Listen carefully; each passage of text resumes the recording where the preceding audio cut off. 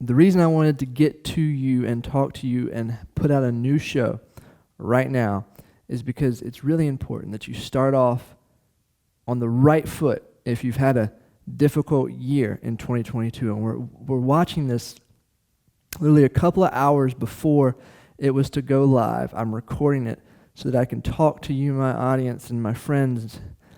Your friend of success here wants you to have the 2023 of your dreams.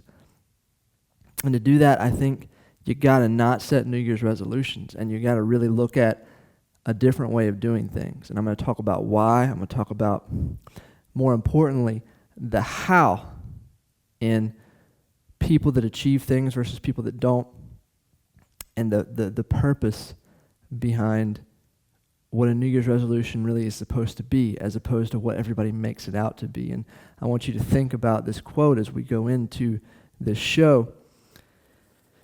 It's a quote that I've been reading from Success is Not an Accident, studying it a lot, and I highlighted this quote in here. The great aim of education is not knowledge, but action.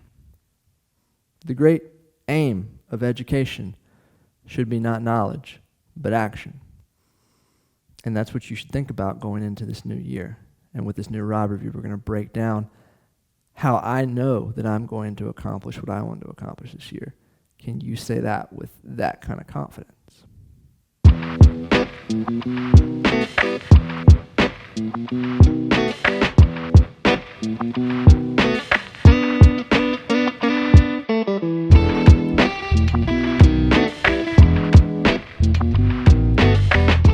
All right, we're back. New Rob Review. First of all, some housekeeping things. Look, got a real cool new tie. Got some new ties for Christmas and a new tie carrier. I wanted to sport my tie for you. That's the whole reason I'm doing a new show. Just kidding, not really. I've been crazy sick for the last couple of weeks.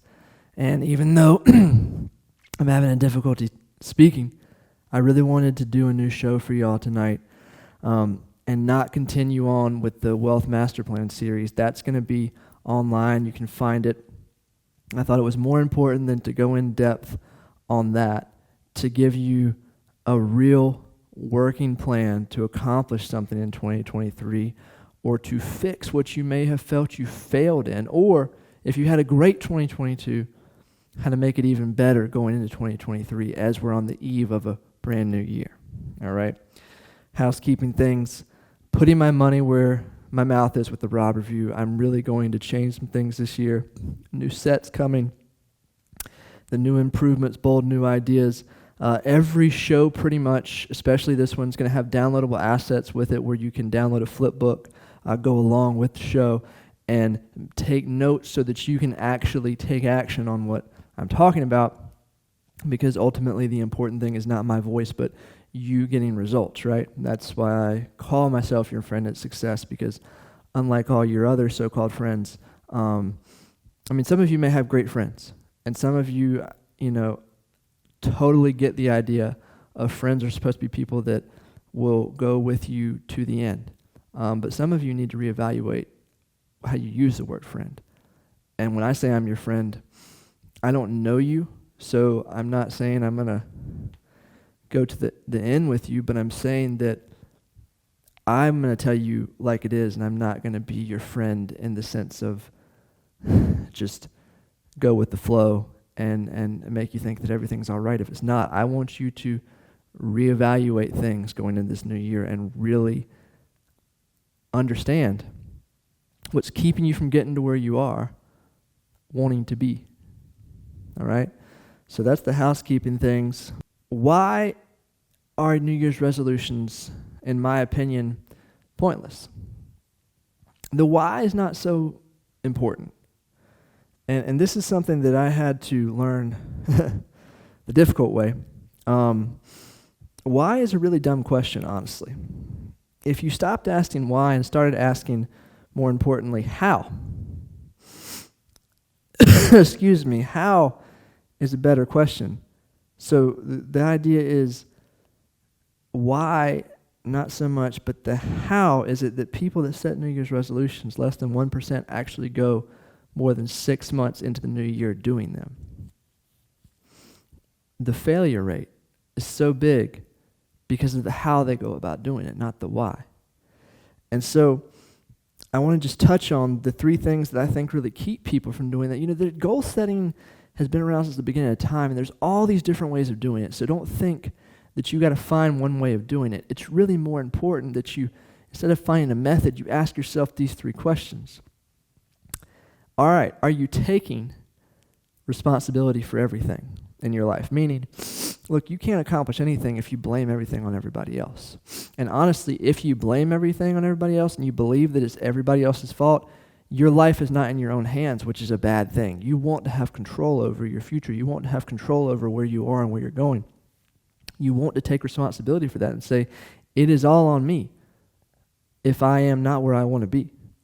Lack of self-responsibility, 1. 2, too much belief in self-control and this willpower thing. Resolutions scream willpower, and willpower fails. Willpower is a depleting asset. It's like fuel in your car, and you run it out to E, but the problem with willpower is that you can't just refill it because you continue to use it.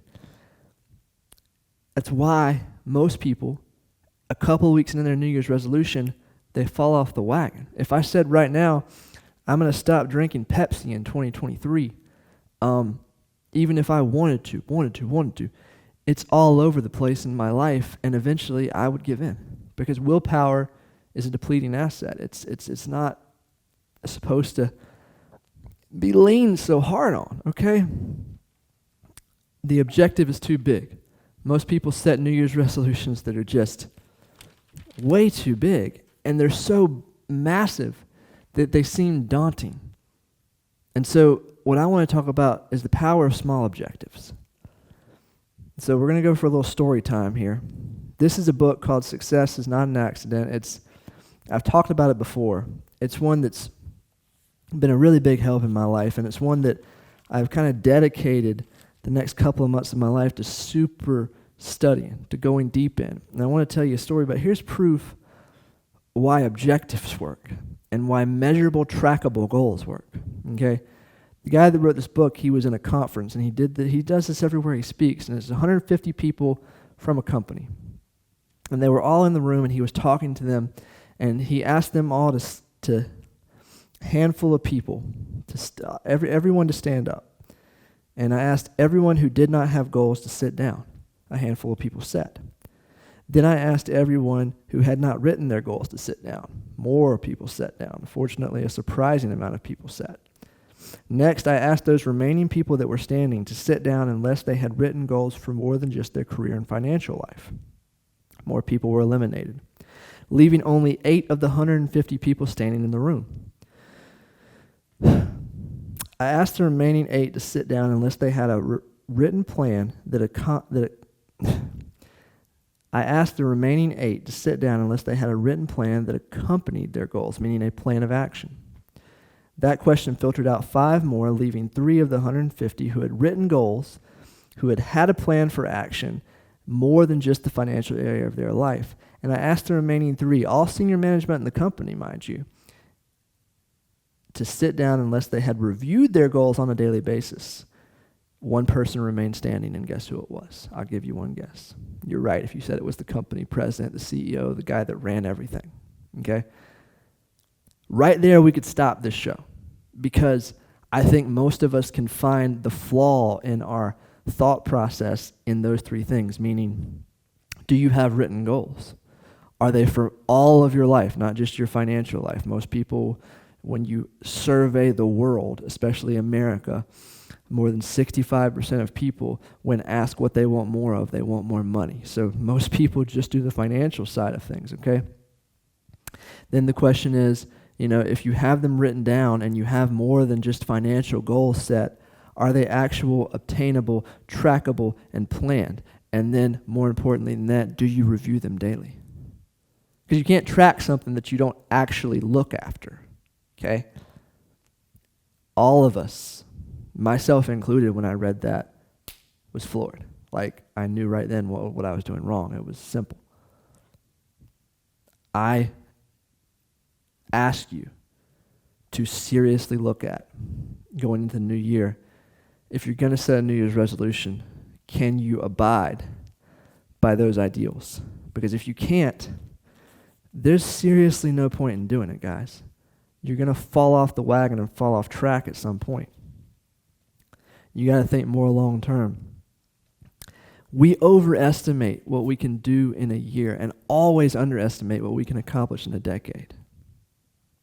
So the idea of goal setting should really be broken down from a 10-year perspective. And since 10 years is a long time for a lot of people to think out in the future, I mean, I totally get that. Excuse me. I think we should say 5 years. Look 5 years in the future and really see yourself and see where do you want to be, how do you want to live, health-wise, wealth-wise, relationship-wise. Some of you need to seriously consider if you want to be married in 5 years because you're not spending the time that you need to spend with your spouse and you're too concerned with the stresses of life. I mean, seriously, like one of my most important goals, I'll talk about this in a minute, but I have them written on a card for the year, and 2 of them are to spend more time and go on more dates with my wife and my kid. Like, take my kid out. She's a beautiful girl, and to spend time on kind of a daddy-daughter deal to understand what's going on in that head of hers. Because the more money, the more success I have in the financial world, the more I don't care about that. You know, that's just, and I set alarms now too for objectives to make sure that daily I actually do what I say I'm going to do. So think about 5 years from now, where do you want to be? And then backtrack it. And then seriously, it's hard, but you got to write down, okay, in 5 years, if I want to accomplish this, what do I need to kind of round about? Where do I need to be in 3? And then backtrack it to 2 and then 1. And then that 1 year kind of roundabout where you need to land, target and aim for those, say 5 or 6, let's say financials, let's say health, so let's say wealth, health, happiness, relationships, 4 things, okay? I've talked about the big 3 here before. Think about the big 3 things in your life that you actually want your life to be about for the next 5 to 10 years. And then make that charted map for the 5 years and then backtrack it. And that 1 year mark that you need to meet, that should go on an index card, in my opinion, that you can literally look at whenever you start to feel yourself getting off track. And we're going to go deeper into that, okay? I really got to get something to drink here. And then we're going to go deeper into this, okay? Most people don't establish this as a written deal, okay? Top reasons why people don't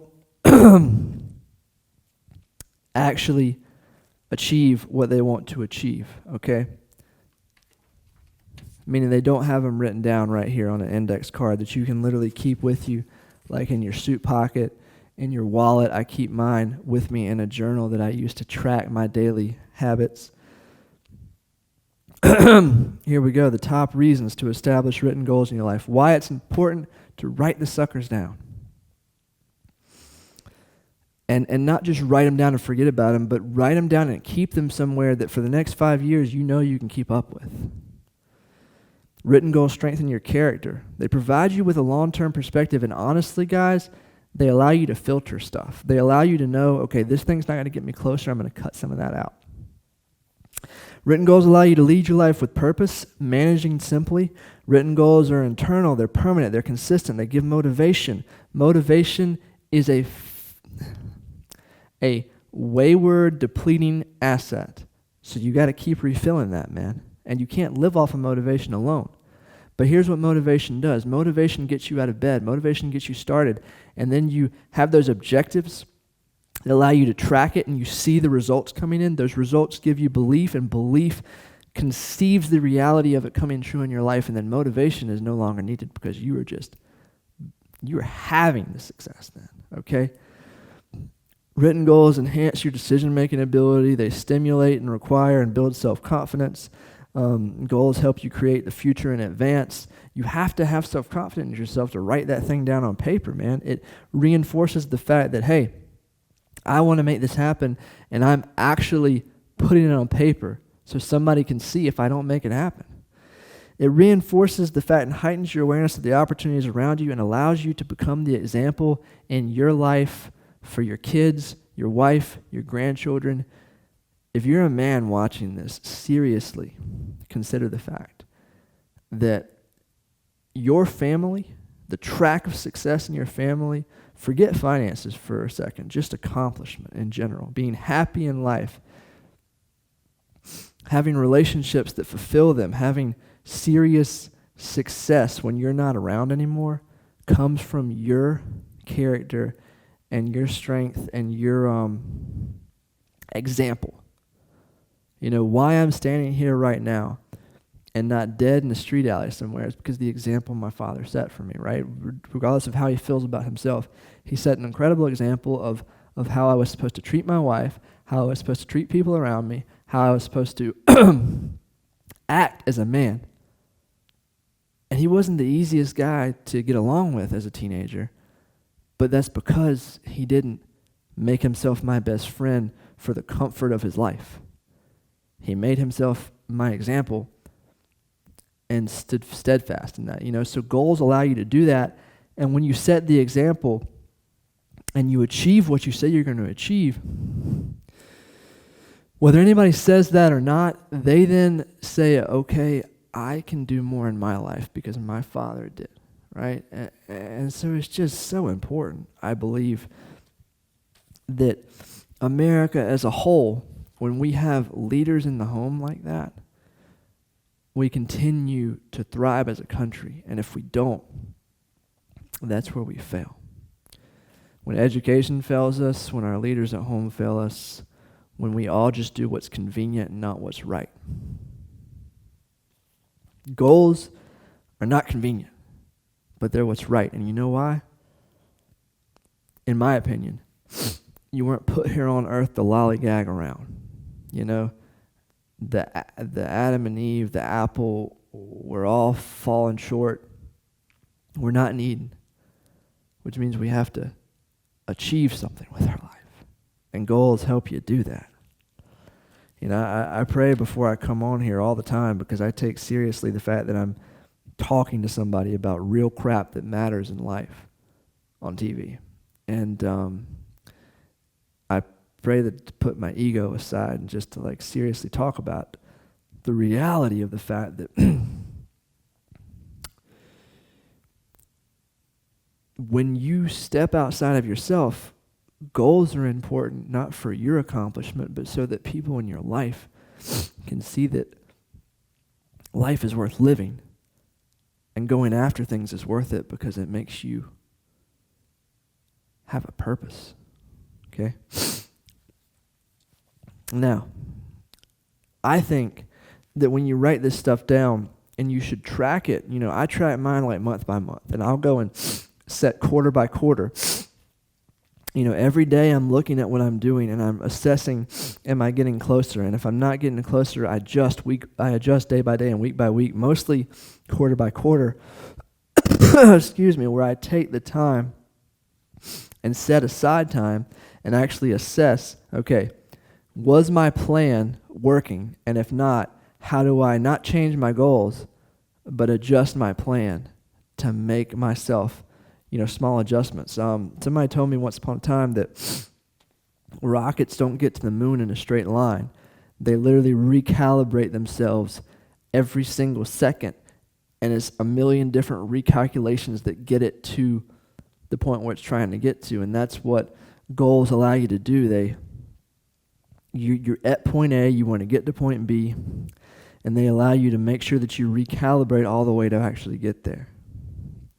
So you want to make sure that you write them down so that you can track them. And then not just write them down and store them away, but write them down, and every day you reevaluate and you keep rewriting them until they become ingrained in you, and then you can quarter by quarter figure out in 4 quarters how close you are. And then that year you can really see your progress and feel good about it, because the thing about life is that when we get into it, we can really never see how far we've come until somebody actually steps in our lives that hasn't been in it for a while, and they can point out things that have changed. We ourselves, because we're constantly growing, have a very hard time when we're moving forward, turning around and looking back at where we've been, because that's not a growth mentality. And we also have a hard time seeing that far back. And so you write things down so not only you can track, but also that you can literally see the progress and feel good. Because success is the daily work and grind and realization of a worthwhile goal. Okay. I think adjustment is so important, Now, to kind of end this all up, I want y'all to think about the fact, what is holding you back? There's a lot of things that you could then take this knowledge and then say, well, I'm not going to do it because. Let's read a couple of reasons why people don't set goals, okay? Serious fear of criticism, everybody has that. They don't feel like they know how. Well, now you know how, and you can go get this book for deeper research. They have not yet accepted personal responsibility in their lives. We just talked about that. They don't realize the importance of goals. If you don't realize it now, you ain't been listening. They experience the curse of early success. I feel you. I think sometimes falling off that horse is the best thing that happens.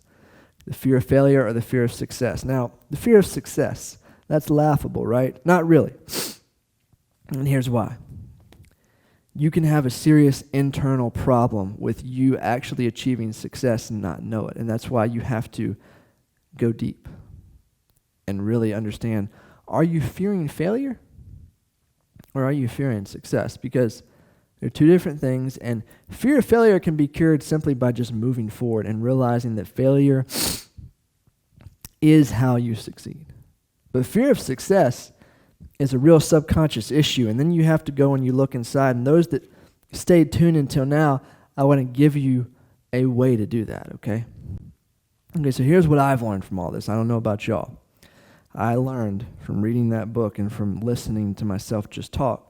You reestablish the power of written goals checked daily, written in present tense, meaning I have achieved, I am achieving, stated positively, given time constraints on those goals, and challenging but reasonable goals, specific and measurable, and goals not someone else has set for you, but you have set for yourself. And how do you know that there are things you have set for yourself? It's looking inward and getting real and setting things like money aside and prestige and keeping up with the Joneses and really thinking, what is it that's important to me? It's an inward thing that's projected outward. Where are you? What are your available resources? Really take time to think about that. What are your serious obstacles? What do you specifically have to overcome? And then let's overcome them together. Let's talk about them, write them down, talk about them with your spouse, and really make a plan. You need an accountability partner, I mean, I don't know about y'all, but this is what I do. I got to really end this up, okay? My accountability partner is somebody that, both of us have the availability to cash a check that one of us has written the other one. If, and this is just an idea, if you fail to do what you said you were going to do. And it's something that really keeps you accountable, right? My accountability partner is my wife. And she will see to it that if I don't achieve what I say I'm going to achieve, that I'm held to the fire. You break those things down, the most important items, and then create your weekly objectives, and then really take action with a plan. And then give yourself real rewards for that action. Don't just live off the willpower. You want to definitely celebrate those wins. If you're gaining monetary, break off a piece for a reward weekly. Reward everybody that was involved, everybody that gave up time for you so that you could accomplish that thing. And honestly, do not just make this about you. Make this about everybody that's important to you in your life. Because it changes the way they look at life. And to close out this whole thing, it's so important that you don't just reward yourself at the end, because you'll never get there. It's so important to, every time you fail, to reassert the fact that you made this accomplishment and that accomplishment, and what happened, what's wrong, what did you do wrong, how can you do it better next time, and get back up on that horse. And when you have wins, to really be happy about them and then get back to work. I don't want to let you guys just go off without understanding that, okay? I think there's so much importance in that reflection. And understanding that if you don't know where you are and you don't know the resources that you have, the obstacles will seem insurmountable. So you have to look at both. And remember that finances should not be holding you back, because all of us can figure out a way to come up with the money that you need to get you going with what you're trying to get going. No matter how long it takes. It may take years, but you can plan it out. You know, you can have a dream become a reality 10 years down the road when you start planning it today. Because the God that I believe in doesn't really care about what's in your bank account. See, he's not evaluating your bank account. He's evaluating and testing your belief and whether you actually want what you say you want. So I'll leave it at that. Remember, educate yourself, but not for the purpose of knowledge, for the purpose of taking action and moving forward and failing forward to get the result. I'll see y'all on the next Rob Review. Have an incredible, happy new year. And email me if you have questions. And I'm your friend in success, Robert Morris here. And I'm going to do more incredible stuff with the Rob Review to help you in the new year.